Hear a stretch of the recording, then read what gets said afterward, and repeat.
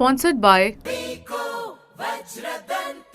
Mother Promise, Mother Dairy. Condemning the attack on Indian nationals in war-torn Israel by Hezbollah, the Israeli embassy in India on Tuesday expressed that it was deeply shocked and saddened by the death of an Indian citizen and the injuries sustained by two others in a missile attack by Hezbollah in the northern village of Margaliot.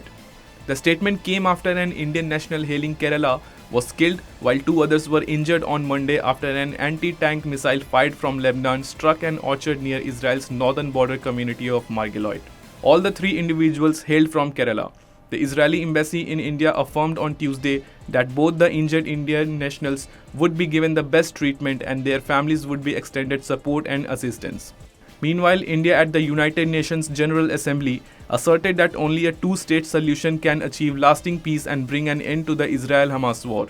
Reiterating the country's unwavering stance, India's permanent representative to the UN, Ritam, condemned the loss of lives and humanitarian crisis in Gaza as unacceptable. The ongoing conflict between Israel and Hamas has led to a large-scale loss of civilian lives, especially women and children. As I've mentioned before, this has also resulted in an alarming humanitarian crisis. This is simply unacceptable. The ongoing conflict between Israel and Hamas has caused significant civilian casualties, particularly among women and children, Kamboj stated at the UN. She further added that the conflict has sparked a severe humanitarian crisis, which is completely unacceptable. Kamboj further outlines that the path to lasting peace in the conflict only lies in a two-state solution, forged through genuine dialogue between both parties. She affirmed that a two-state resolution would ensure that Palestinians can thrive in their sovereign nation within secure boundaries while respecting Israel's security concerns. Conveying India's resolute denouncement of civilian casualties in the ongoing conflict, Kamboj emphasized the urgency of halting any escalation in violence, underscoring the importance of upholding international law and humanitarian standards to prevent the loss of civilian lives. Ruchira Kamboj also emphasized that because the Israel-Hamas crisis stemmed from terror attacks on Israel on October 7, thus it deserved unequivocal condemnation.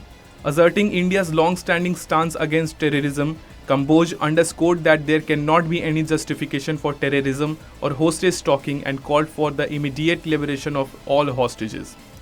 Meanwhile, a United Nations team led by Pramila Patten, the UN Special Envoy on Sexual Violence in Conflict, has uncovered clear and convincing evidence of sexual abuse against hostages in Gaza. UN stated that there are substantial reasons to believe that sexual violence is still occurring against the Israeli hostages.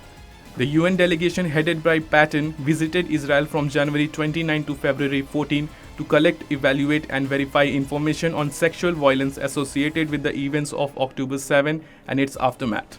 The team also visited Ramallah in the occupied West Bank, where stakeholders reported instances of cruel, inhuman and degrading treatment, including heightened occurrences of sexual violence such as invasive body searches, rape threats, and prolonged forced nudity against Palestinian detainees.